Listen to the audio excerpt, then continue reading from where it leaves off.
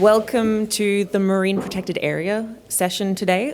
We have three speakers who are each going to give a short presentation to lay some context for their work, and then we're going to have a panel discussion. I've got some questions for the panelists, but also we welcome audience participation, especially if it's a small audience. Feel free to have this. I'd love to have this as an open discussion, so consider that an invitation.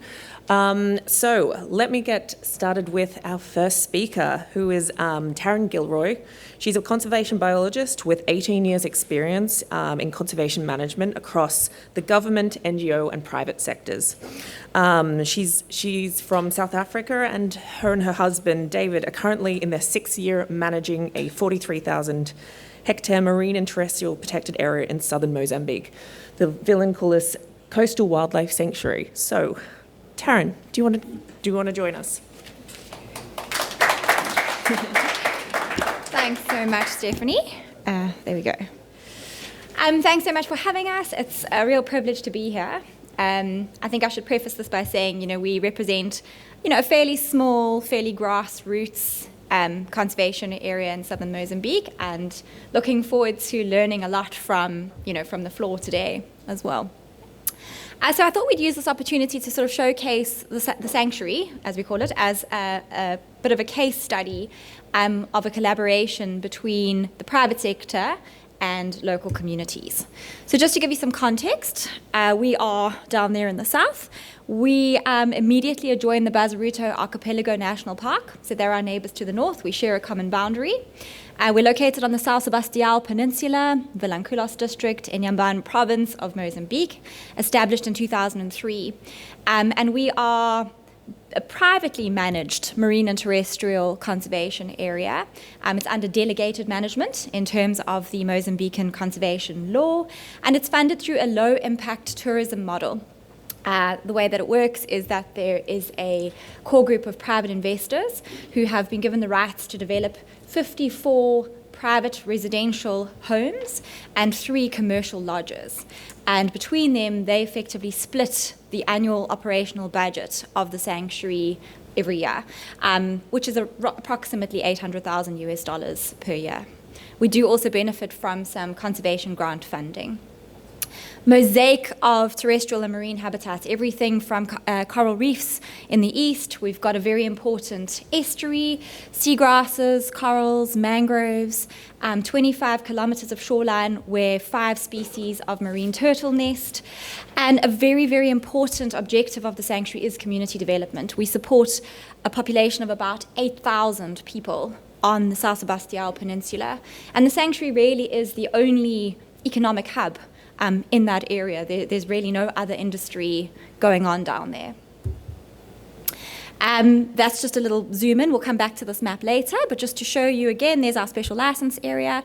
That yellow line in the middle is a fence line. So there was a reintroduction of game species, mainly antelope and plains game.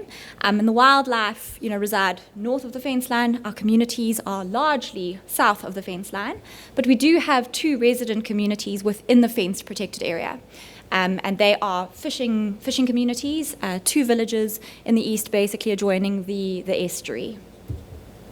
Okay, that's it for the text. The rest of this is going to be very pictorial. We are fortunate in that our seascape is very shallow, very tidal. That's typically what things look like. So our threats don't really come from commercial fisheries or, from that open ocean in the east.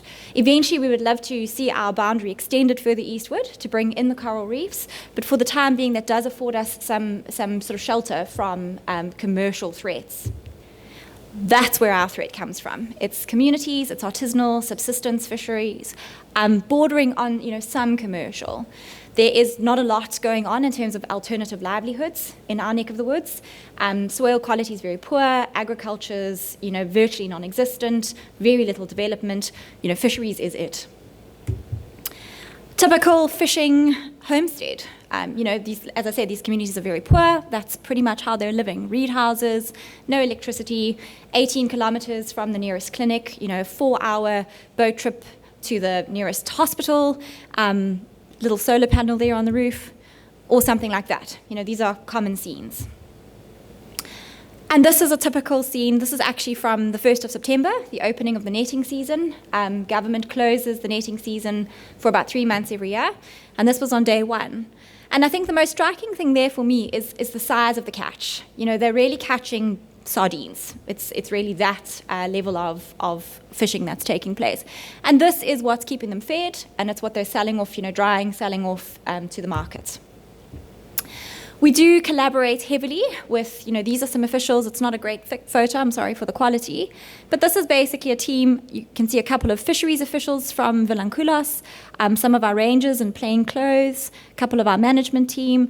But this is effectively what our law enforcement looks like. It's boat-based, it's collaborating with the local authorities and confiscating nets. These nets would have the incorrect mesh sizes, or these are being used by unlicensed fishermen.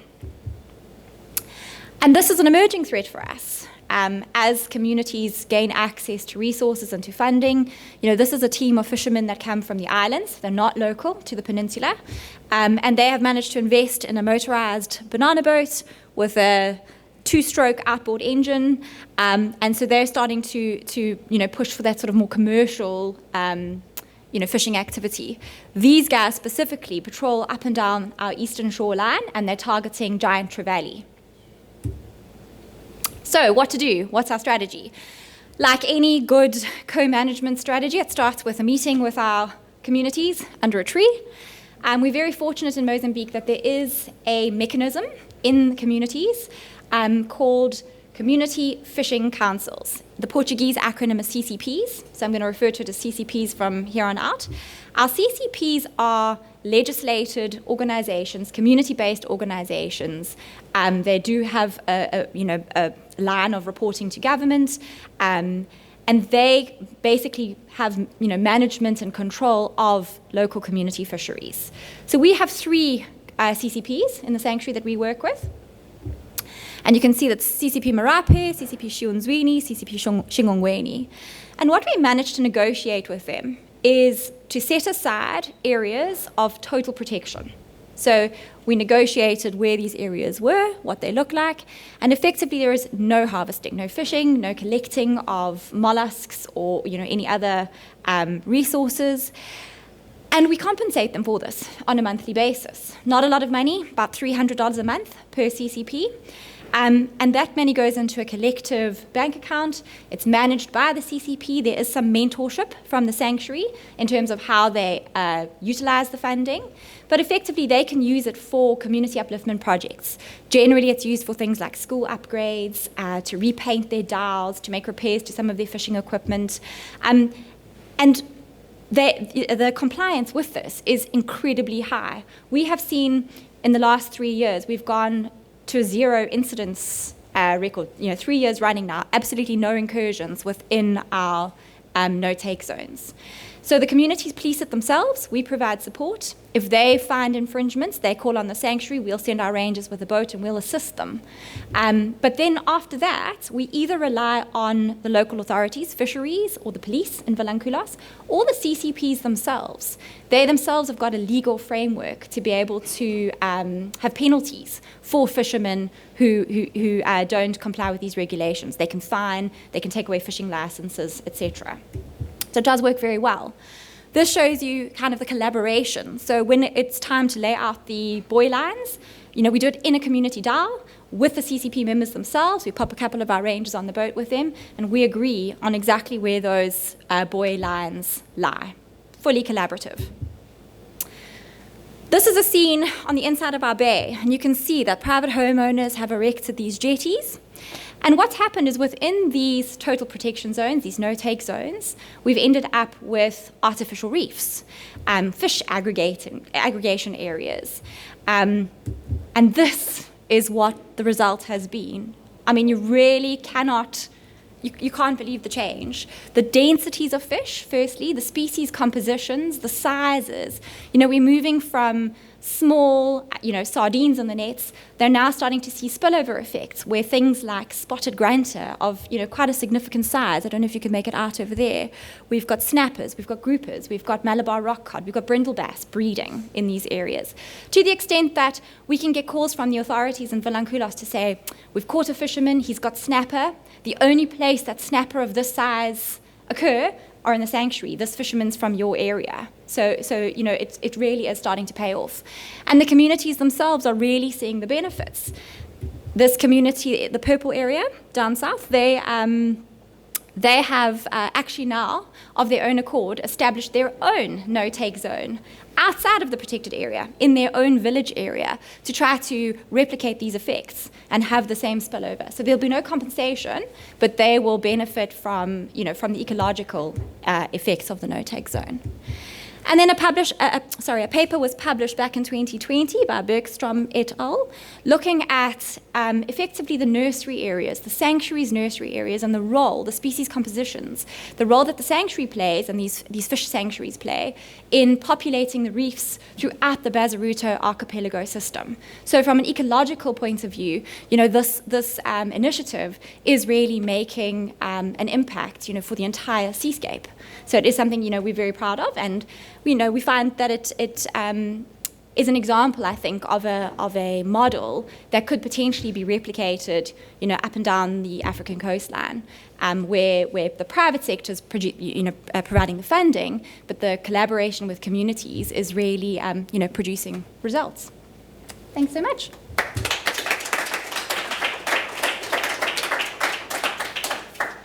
Taryn, that was such a wonderful example of what Jean talked about this morning, of donor dollar being the last dollar. So thank you for sharing that case study.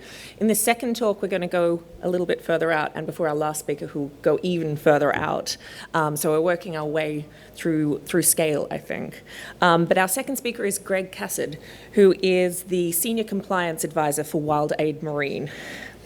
He is responsible for implementing WildAid's approach to marine enforcement that focuses on empowering local leaders to strengthen monitoring and surveillance, meet conservation goals, and provide lasting benefits for endangered wildlife, marine ecosystems, fishery, and coastal communities. He also manages the partnerships with remote monitoring and tech companies like AI2 and Global Fishing Watch. And he joined WildAid Marine after a 20-year career in the US Coast Guard. Greg, do you want to join us?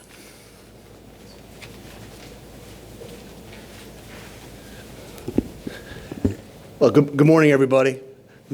Glad everybody was here. I hope I'm going to kind of keep my remarks really short, because I'm hopeful that after this presentation, those of you who have questions about what I'm talking about, please come find me at a coffee break, at dinner. I sat by myself at breakfast this morning. So, hopefully after this, somebody will, I know.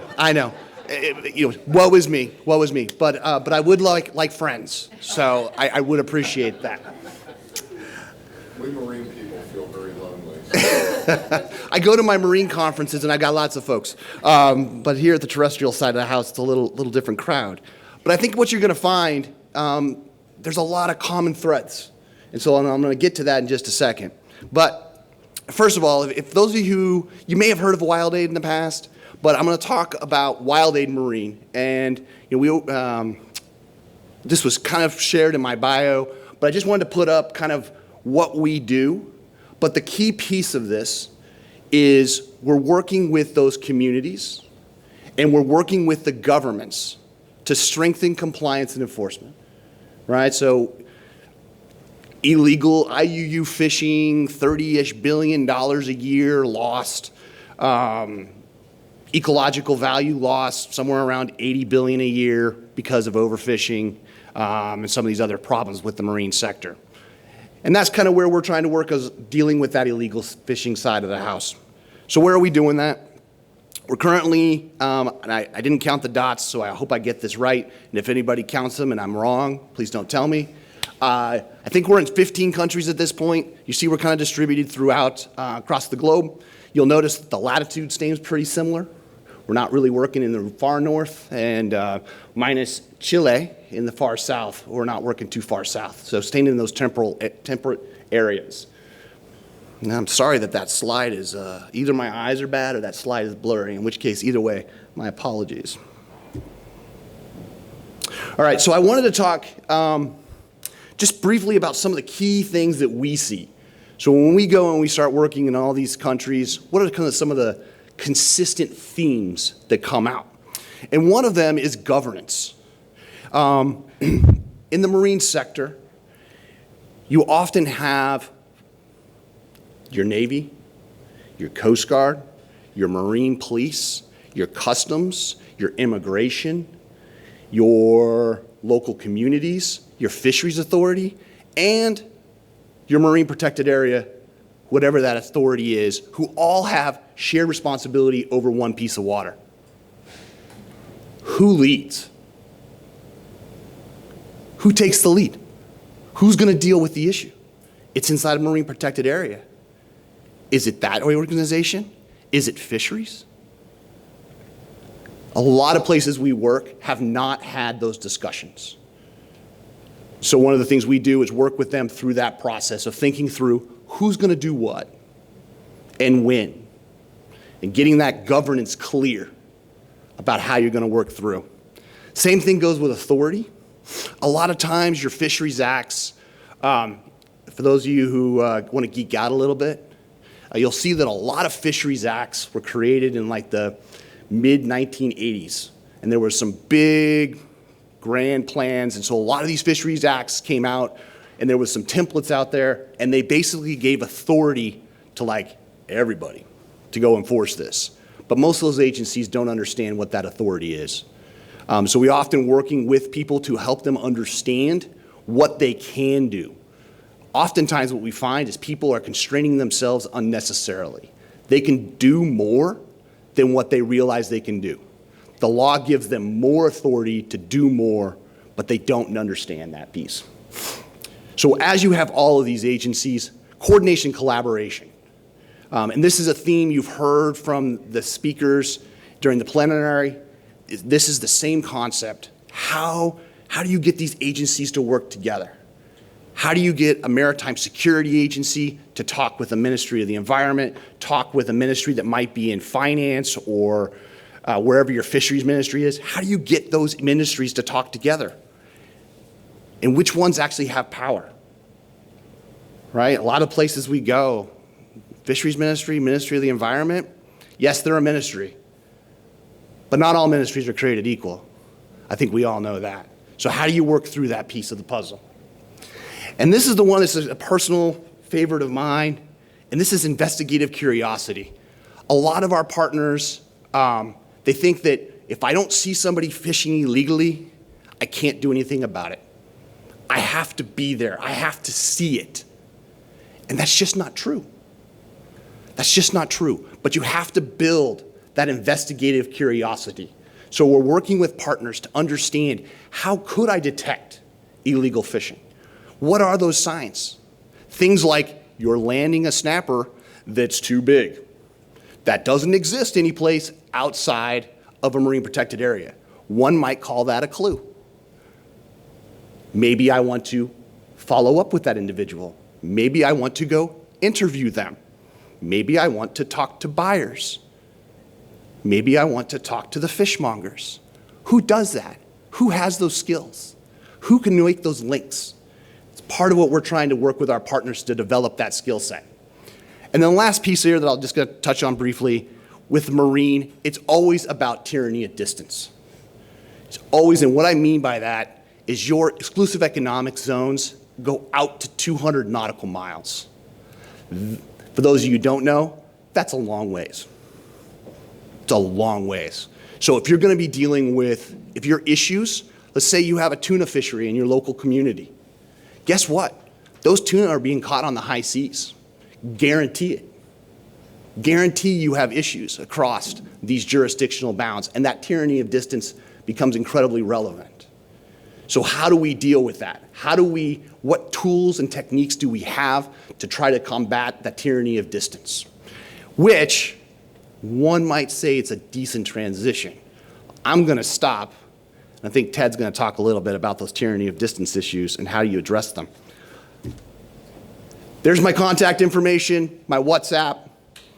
Please feel free to reach out to me and find me. And Danny, thanks for the preemptive clap. Thanks. Well, thank you for teeing up Ted so beautifully. Let me just introduce our final speaker. Ted Schmitt is the Senior Director of Conservation at the Allen Institute for AI and leads the Skylight program. And as you all no doubt know, previously founded and led the EarthRanger program.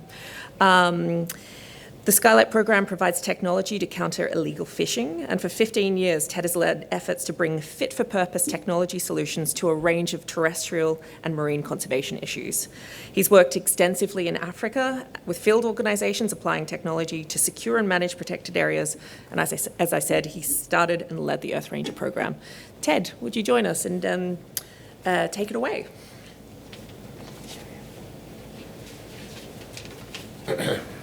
Thanks, Steph. So I wanted to start with this slide, which I showed yesterday when Jess and I jointly presented EarthRanger and Skylight and how we're integrating the two systems. Gregg's point on the tyranny of distance, we really have to think through what things look like. Jess always talks about green and blue.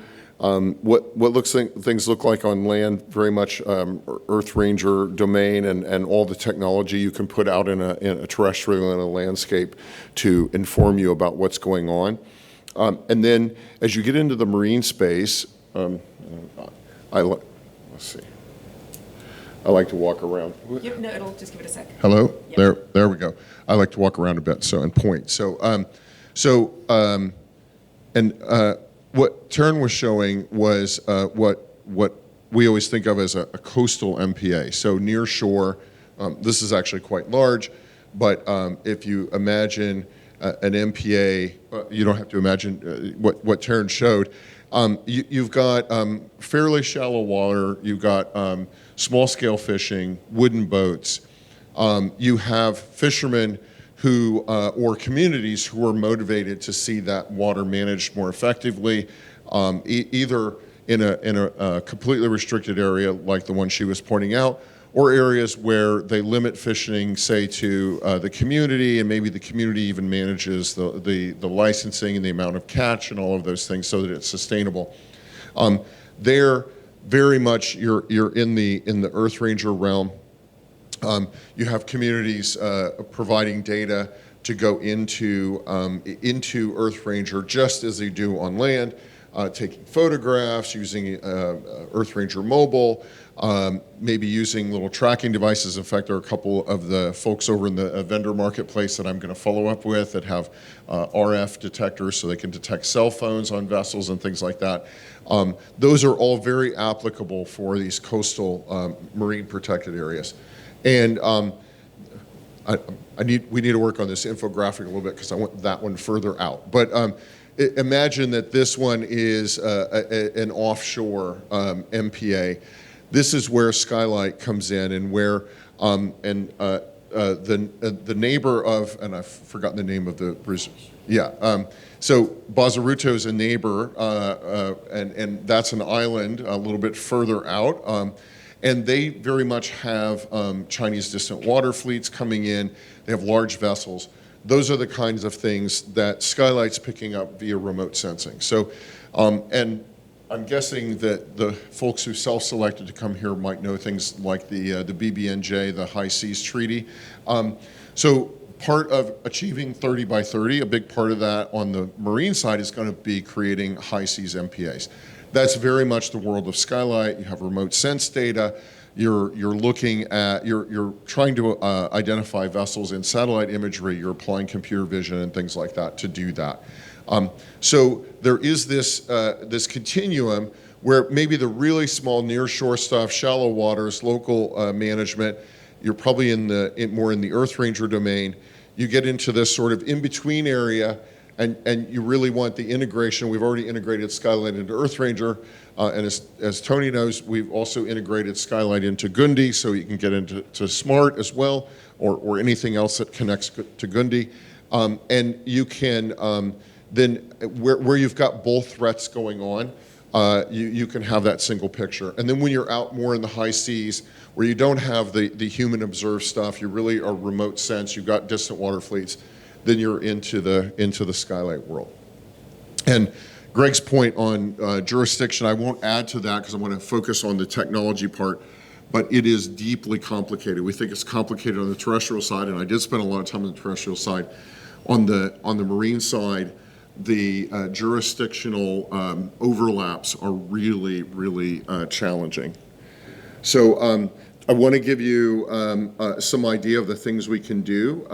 So applying AI, and this is where AI really starts to come into play, is you're talking about vast areas. Like a terrestrial park, a 5,000 square kilometer terrestrial park's a pretty good sized park. You have some that are 10,000 square kilometers. We're talking 50,000, 100,000 square kilometers. And so the only way you can really process and see what's going on there is by applying techniques like computer vision, which is one discipline of AI, machine learning techniques like this, where you're looking at patterns of behavior and detecting the different types of behavior. Like here, two vessels coming together, which is often indicative of doing things they maybe shouldn't be doing, like transshipping fish, transshipping fuel. Bunker is the term for that. It took me a while to figure out that bunker just meant oil, certain very dirty oil, right? So yeah. Satellite imagery, so there's all sorts of different kinds. There's synthetic aperture radar. It's detecting metal. So those wooden boats that Taryn was showing won't show up here in this, but they will detect large fishing vessels going around the sea. And then light. There's a lot of fishing done at night. And you can see here up in the Arabian Sea, there's a whole fleet of fishing vessels doing fishing at night. So you bring all of those different sensor types together and you start to get a picture of what's going on. And importantly, we're really focused, Skylight's really focused on operational pictures. So we're focused on enforcement. Folks like Global Fishing Watch, and there's some others, can look back historically, also very important in terms of marine spatial planning, in terms of understanding the threat landscape. Skylight's very much focused on trying to be real-time, as real-time as possible. These are, I mentioned all the different sensor types. Radio frequency is emerging. That's if they're carrying cell phones, they're carrying satellite phones, they've got the radar spinning over the top. All of those things are emitting radio frequency, so we can surface those on Skylight, and I mentioned these others already. So we really need a mix of things. SAR can see through clouds, but electro-optical is a picture, and humans love, we really attach to pictures. So they all have advantages and disadvantages. Really important we leverage open source as much as possible, because satellite stuff, the commercial stuff, is very expensive. So fortunately, NASA, NOAA, European Space Agency, all have open source data sets that are really valuable and have largely not been used and delivered, stunningly not been used for this purpose before. And so, so we're able to bring those in. Then when we need higher resolution stuff, and those pictures are very high resolution, obviously, satellite imagery, then we do have some commercial data and a budget to get some of that data.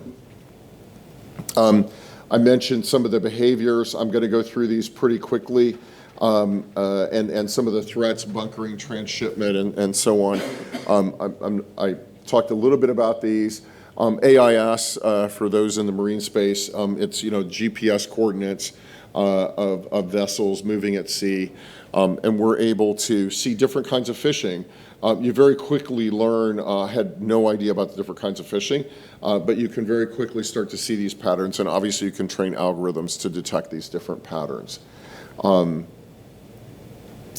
And then I mentioned satellite radar already. This is a Sentinel-2 optical image. Obviously the resolution's not great, but the algorithms are able to pick that up, plot it on a map. We also do correlate it with AIS, which is those GPS coordinates. If somebody's transmitting AIS, it doesn't mean they're necessarily behaving properly and doing all the things they should be doing, but it is an indicator that at least they're still transmitting AIS. If they're not transmitting AIS and they're present, then you have to start to wonder what they're doing that they don't want people to see.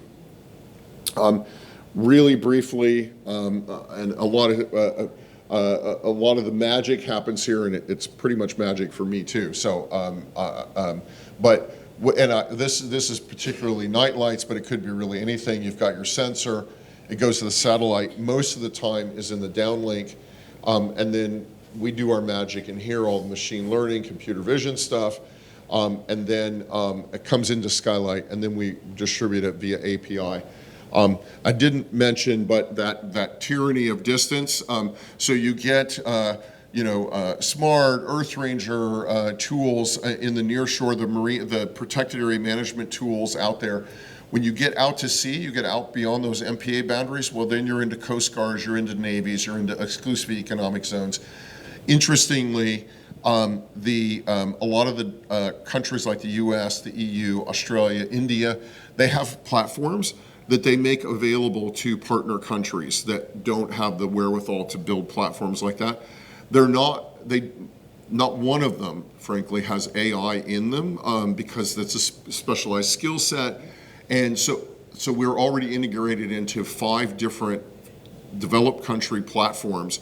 So the Skylight events are showing up in those platforms, and they're able to deliver training to the Ghanaian Coast Guard, the Mozambican Navy, to be able to act on that information. And that's great for us because we can't have people all over the world doing that. We need the partners to do that.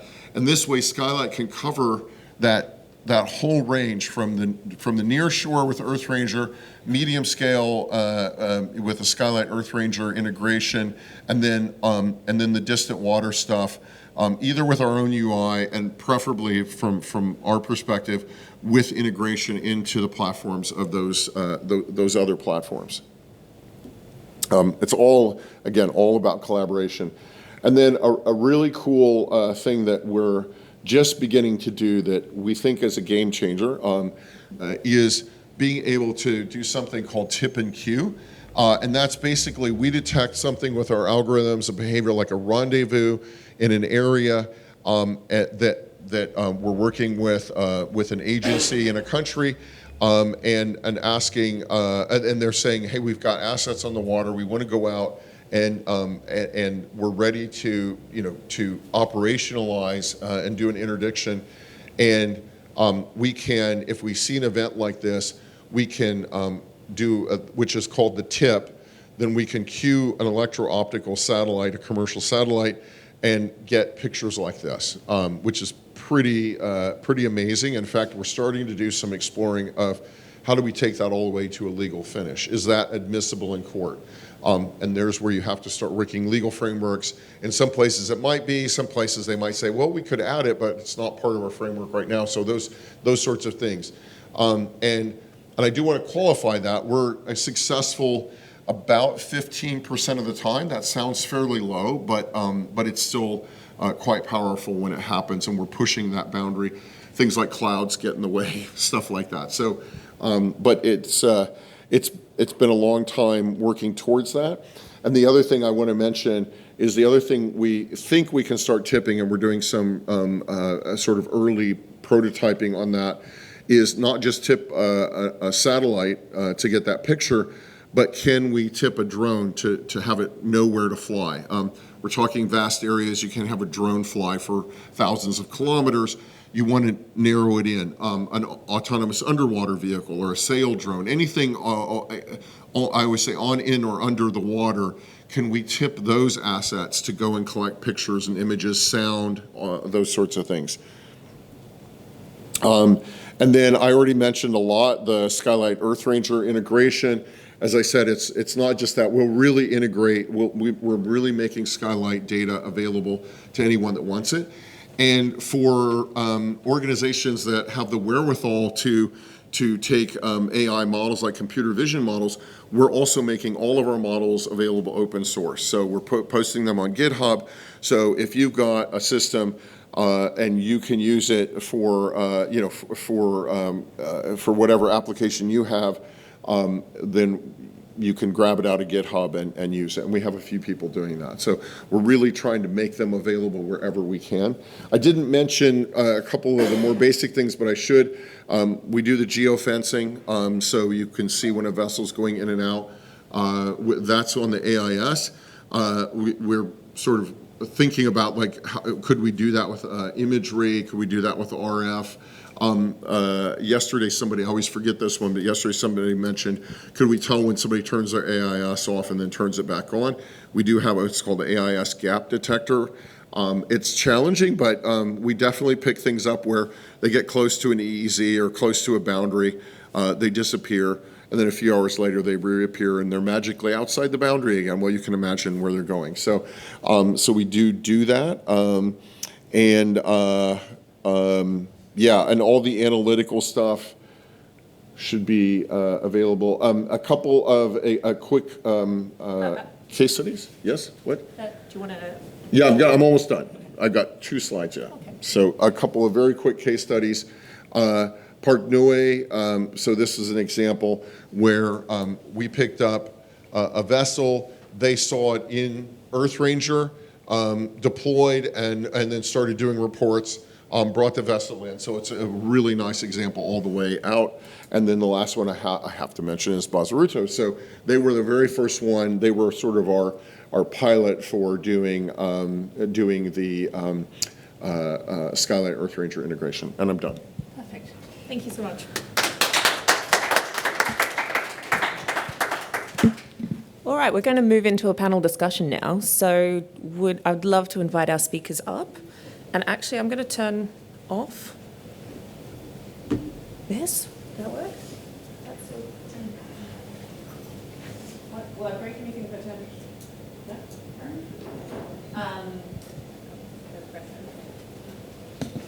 No? Just, if you guys have questions, just wait for a microphone, not for the benefit of the room, but actually for the benefit of the recording, because I'm just going to pop this.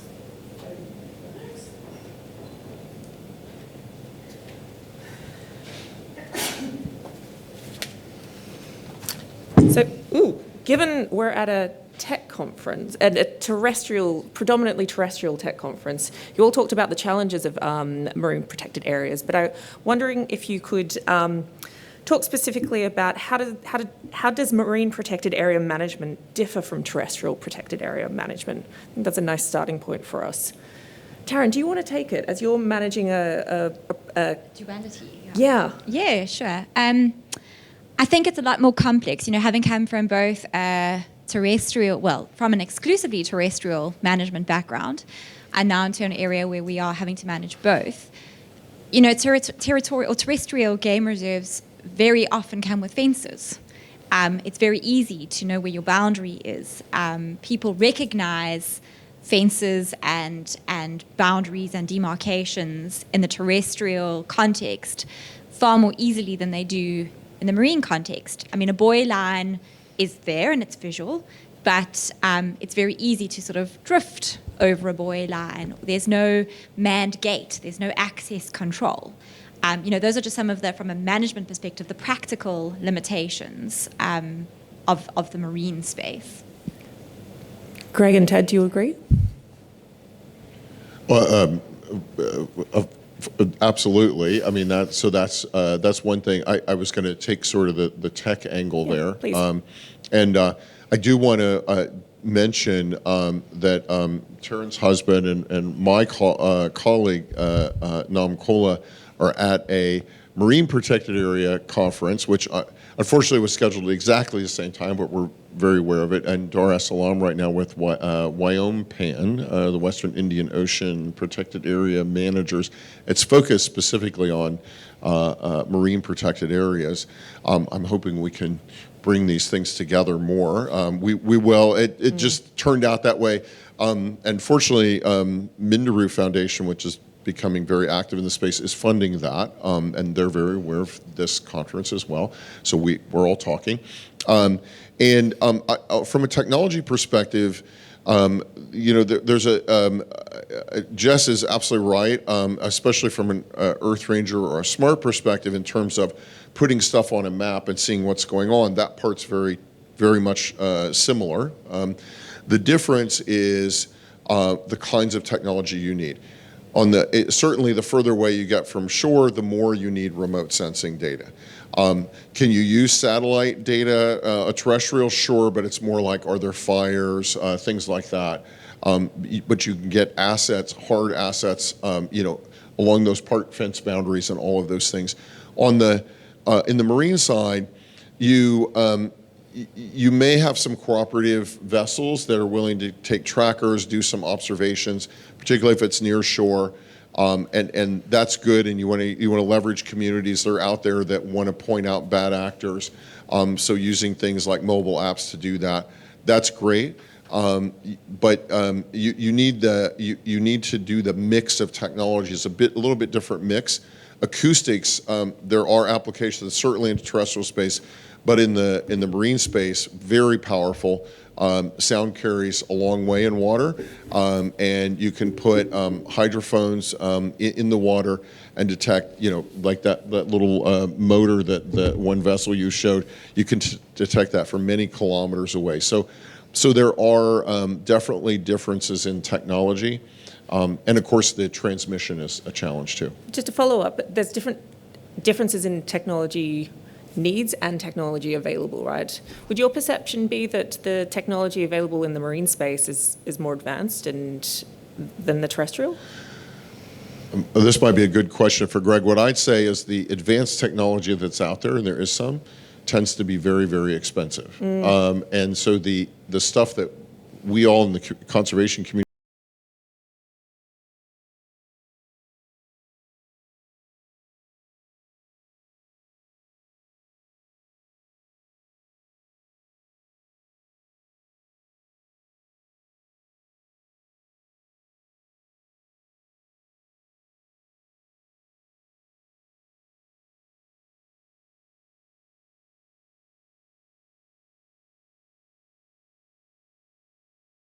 know how to do those things, or you don't know you need to do them, your technology is not going to work for very long, right? And I'm not saying those issues don't exist in the terrestrial side. I just know they're a big issue on the marine side. I'll second Ted's point about a lot of the technology advances in the maritime space have been developed to deal with principally two threats. You could say three: terrorism. Now, in that, I'll put arms smuggling, human smuggling, and drugs. So dealing with the movement of drugs across the sea. So those technologies tend to be very expensive, but you cannot overstate the value of what something like Skylight is doing. And I'm not just saying this because Ted's sitting next to me and we're good friends, but this has been some of what they're surfacing was freely available information for like a decade. But no one knew how to get it. Or there were like 3 people in the world.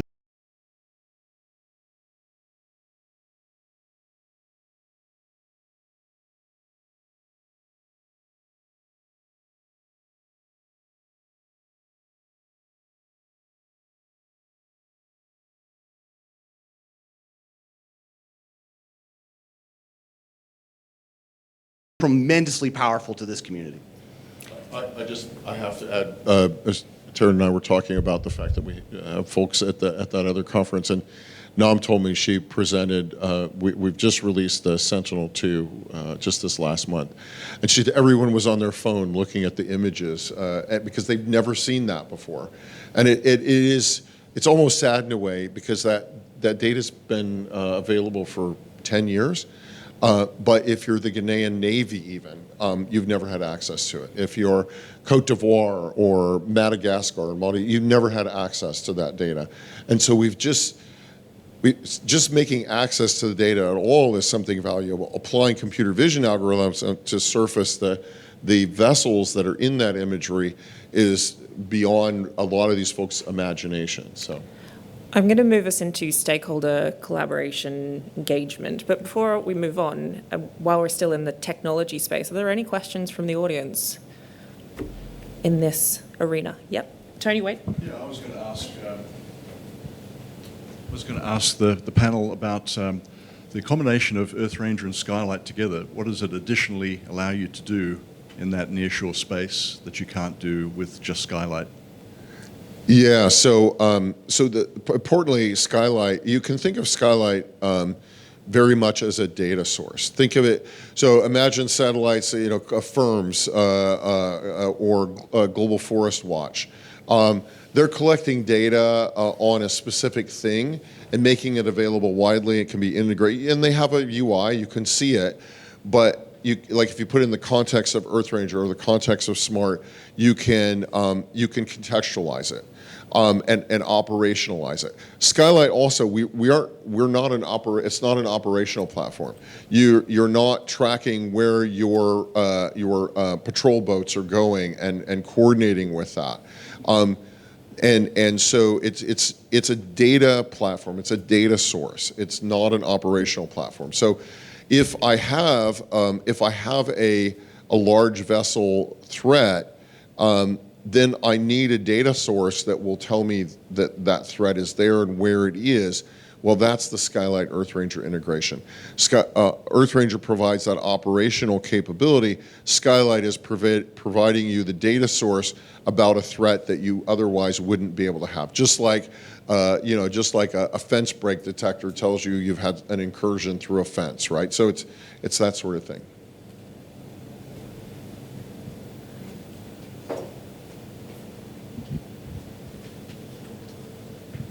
Hi, thanks for everything. You're talking a lot about threats. How do we look at opportunities, so monitoring impacts of marine protected areas?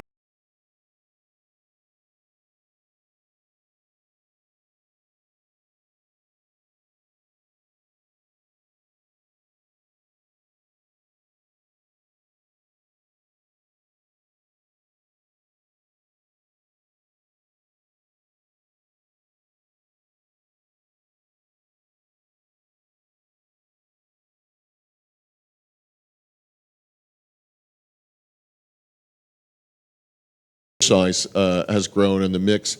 So, I often, I think, technologists get caught up in the technology, and I always try and ground it back to what is it we're actually trying to do. It's not about getting excited about the tech, although my engineers might disagree with me. But it's really, like when I see Taryn shows things about that, look, these fish weren't there before and now they're back. Like they used to be there, they were gone, now they're back. And they're not like this, they're like this. That's the ultimate goal. That's the ultimate impact. Never lose sight of that. The technology is about helping for that. And so on the monitoring part, so again, Skylight isn't monitoring the biodiversity in the water. I think there's a lot of potential to do that. The Allen organization has done a lot of monitoring projects. In fact, I think more than anyone else has. Aerial wildlife surveys, there was a panel right before on that. On the marine side, and unfortunately I wasn't involved in the marine side at that point, but they did something called FinPrint. Really good science, being able to do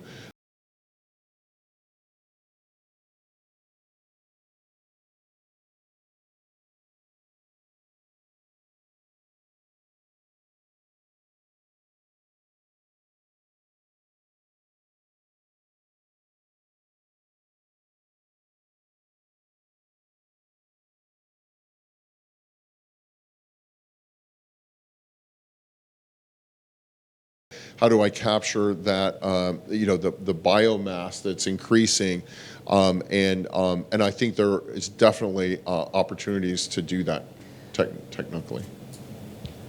So I'll be really quick. This isn't what WildAid works on, so I'm getting outside of my comfort level when you start talking about like from a scientific perspective. But eDNA, acoustics, these are some of these underwater drones, for lack of a better term, that can do mapping. Being able to determine like what's the quality of the coral, what species are we seeing, and the eDNA stuff is, man, super cool. I super don't understand it, but like it is super cool. And what they're able to detect and use that information to tell you more about not just what fish are there, but how many of them are there. Again, totally don't get it. But I'm looking forward for opportunities to go to like Monterey Bay, because I think there's a lot of really smart people that work on it. So. I was just going to say, if you're curious about eDNA or other tools, we at wildlabs.net host a lot of conversations and case studies and resources to find out more about how different technologies are being applied, not just in the threat space, but the monitoring. So if you're curious, Greg, to find out more about eDNA, we've hosted a lot of conversations that are recorded if you want to find out more. But before we go on, I wanted to actually throw it to Taryn, because you've talked about, yesterday when we were chatting, you were talking about the role technology has to play in engagement and Absolutely. working in collaboration with communities and different stakeholders. Yeah. I'd love for you to talk about that. Sure. So just to zoom back in onto the very local level, something that we're working on, we are very new to EarthRanger. We're still in the sort of design and rollout phase. Excited about that, because we are looking, terrestrially and marine. And one of the applications that we are going to be looking toward is catch monitoring, and trying to integrate both our rangers as well as our CCPs, actually give our communities the tools themselves to be able to give us some catch monitoring data, and we'd be able to then tie that back to, the effectiveness of our no-take zones. The other thing for us that's emerging, and it's something that we were chatting about yesterday, is around awareness. The challenge that we have with our communities is that their link to the ocean is very much economical and, filling those tummies. It's where their food comes from. There's no deeper connection. When you ask them, do you love the ocean? They're like, no. If somebody else would employ me, I would do something else. I hate going fishing. It's not what I want to be doing. That's really the sentiment. And there's not a lot of exposure to the sort of higher level ecosystem services provided by the ocean, as an example. Or, a lot of them they don't know what a coral reef looks like. They don't know what a manta ray looks like, those types of things. So one of the tech projects that we're quite excited about, it's being developed in partnership with our research partners, Marine Megafauna Foundation, but they're looking at rolling out a Portuguese language VR film aimed specifically at local communities, at school children, and taking them on a scuba dive, along a coral reef, because for many of them, they'll never be able to experience that for themselves. And so just giving them that exposure to the ocean, trying to create sort of a love and an understanding of the ocean beyond, what it currently means to them, I think is so important. And tech is a huge contributor to that. Yep. I was about to throw to you. Oh, okay. Well, it's interesting having the opportunity to work in a crossed continents, crossed ocean basins. You certainly run into communities where there isn't the history of fishing. And then we go other places where it is so ingrained in who this community is. It's part of their identity. A lot of places we think about fisheries being a privilege. It's a privilege to go fish. In these places, it's not a privilege. Like, this is the government doesn't give this privilege to you to go do this thing. It's a right. It's who we are who they are as a community. And I think one of the things that we've tried to do from a tech side, and maybe you guys won't think this is techie, but is how do I tell that tale? How do I tell the story of that community to influence the public, to influence the policymakers, to make those changes to help that community stay in place? So the technology is someone doing a funky dance on TikTok, right? Or you're trying to get something snappy that we can get in and get people to start thinking about it and using technology as a communications platform versus a monitoring platform versus those type of things. It's just a slightly different take on technology. I'd like to build on that. In your talk, you talked about having to deal with many different actors in different spaces and the need to get everyone to work together. You didn't elaborate how to do that. How do you do that? A lot of beer. No jokes. So no jokes. I'm sorry. I'm sorry. I don't do no jokes. That's not my thing. So in reality, I think the conversation this morning from Africa Parks nailed it perfectly. It's trust. It's absolutely 100% trust. One of the things that makes us, I like to believe, makes us a little unique. I go to talk to a Navy. I was in the U.S. Coast Guard for 20 years. We understand each other. Our team is made up of law enforcement officers who ran conservation law enforcement agencies. When we go talk to a maritime police agency, we go talk to a fisheries agency, we speak the same language. How do you get to that if you're in an organization, if you're not ex law enforcement? Does that mean the only way to do it is to be able to speak that language from the shared background? How do you build that bridge? I would encourage, and this may be self-serving, but I would encourage those partners to find we're not the only ones. We're not the only ones in the maritime space. There are partners who have this background. Can you find a partner that does have that? The stepping stone. Yeah, to be able to help you along with that. And maybe, again, trust. So if you show up and you continue to provide value, it's one of the things we try to do. Every time I show up with one of my partners, I'm trying to bring something of value, whether it's some information or a tool or something. I have to show value. You're taking time out of your day to meet with me. You have 50 things you're supposed to be doing. None of that 50 things is meeting with Gregg.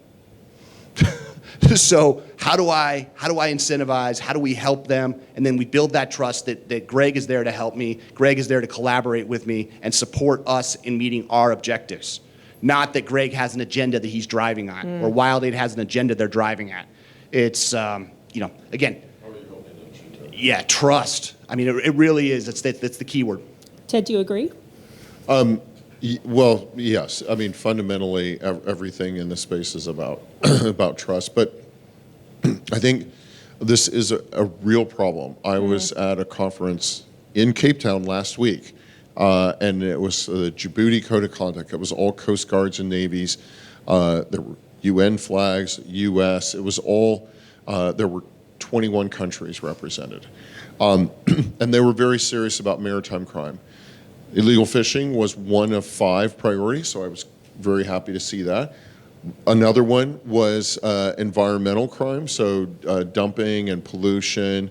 The others were drugs, arms. I forget what the 5th one was, but I was literally represented the only NGO that was there, and so there's just this massive gap between the NGO community focused on marine protected areas and the folks that, I was the only one, I gave my 15-minute talk, and I'm the only person that mentioned marine protected areas. I mentioned 30 by 30, none of them had ever even heard of it. And so that tells you this yawning gap that exists. How do we bridge that gap? And it's not just between purely in the marine space, but also the terrestrial spaces to marine as well. How do we create spaces? Boy, I don't know if I don't know, but I'm going to be doing a lot of thinking. I'm already doing a lot of thinking about that. And I think we as a community need to be thinking about that. And I think we need to help that community also, because the fish don't care whether there's a marine protected area boundary or not, right? And neither do the guys, the people doing the bad stuff. They don't care about those boundaries. We all care about them. But we have to, even if we can't really coordinate closely, we need to be aware of each other and hopefully at least not be in conflict with each other in what we're trying to do. Yeah, please. Going to go first, Greg? Just real quick, I'll state that if you go and look at the U.S. Coast Guard's strategic risk, the top item now is illegal fishing. Is it really? If you go, so when I go to and I talk with people in Central America, this is not an abstract threat. This is real. And these navies are being given, there's political pressure from the very highest levels of government to deal with illegal fishing. Now, so it does exist, but when you get to something like the Djibouti conference, where it's traditionally been about narcotics and piracy issues, it becomes more challenging, right? That's a different crew. They've split themselves up. Just like we are in the terrestrial side, you have different groups who work on different things. It's the same thing in the marine space. So, but this is getting through, And you are seeing that, and that is because the messaging about the importance of this, mostly as it relates to no one wants failed states. Everybody understands food security is key to stable countries. And if you're in a country where principally your protein source comes from your oceans and they are depleted, you are at risk of becoming a failed state. And that has all of those negative ramifications that roll down the line on it, that the security apparatus is going, oh, we don't want that. We don't want that. So there is a level of recognition. So just to... I just wanted to go back to Stephanie's question about platforms and bringing some unification, bringing stakeholders together. At least bridges. Maybe it's too much to dream to have everyone, but like Sure. at least maybe it's ambassadors. Absolutely, yeah.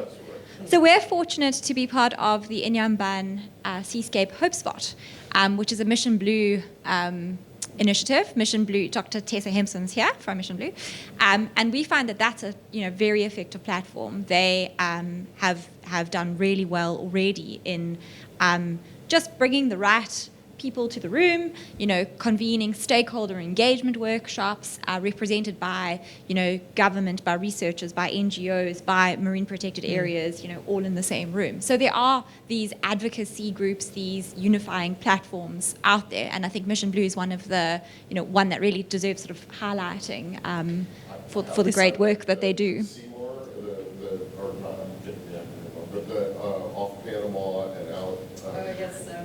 I got Thank you. Yes. Miramar, that's it.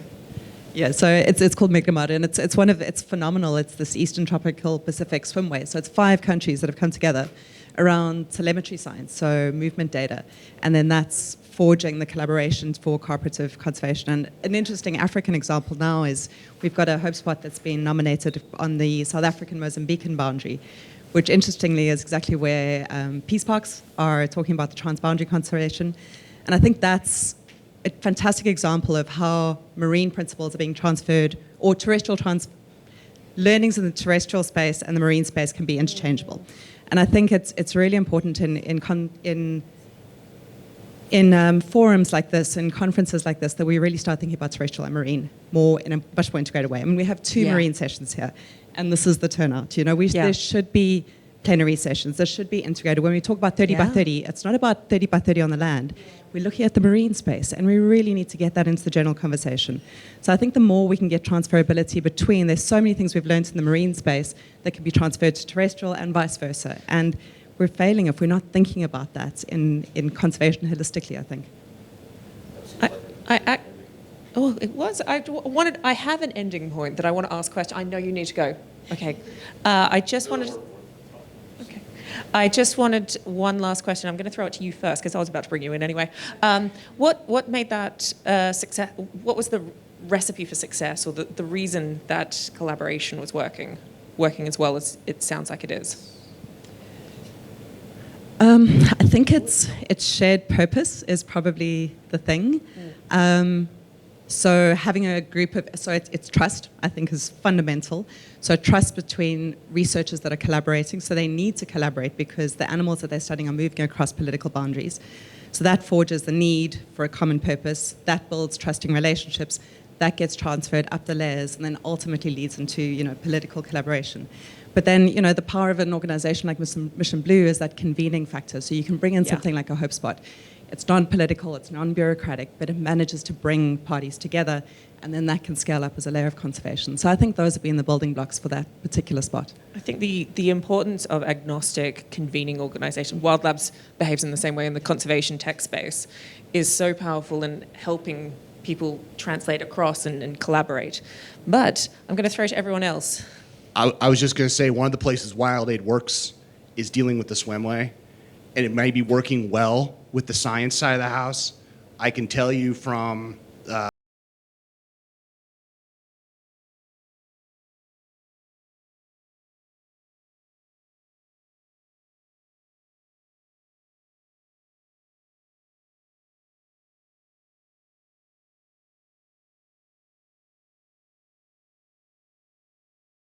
you know them, is trying to develop this coordination piece between these countries. Right now, they don't share information. They don't. Anyway, happy to, someone find me once I've had a couple of beers, and I'm happy to go through and explain a couple of these pieces. I really am not an alcoholic, I promise. But it makes a funny joke. But yeah, I'm lonely. I'm lonely because Danny leaves me alone. Final thoughts. By the way, the Djibouti Code of Conduct, that conference is all about those countries starting to share data. That's the central tenet of that, and it is hard, and they've already been working at it for 10 years, but they are committed to it, however slowly and ponderously. And that's where data and technology platforms can help because they can facilitate that data sharing.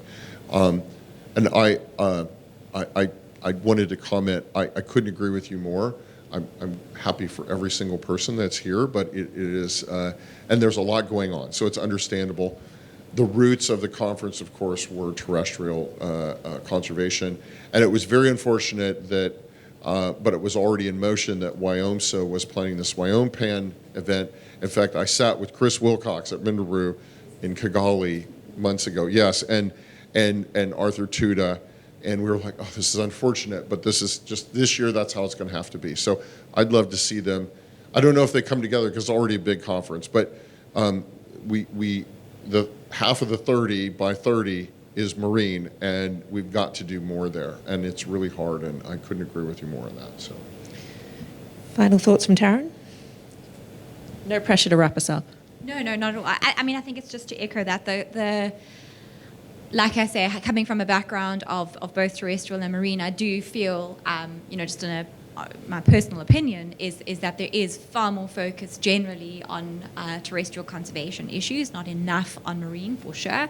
Multiple conferences that I've been to that have centered around, technology, research, there's very much more of a focus on terrestrial. I think the marine conferences tend to be far more research heavy or species specific. It would be good to have a lot more of these general discussions. I definitely think the ocean, from an ecosystem services, global warming, humanity's well-being is completely undervalued, and we need to change that.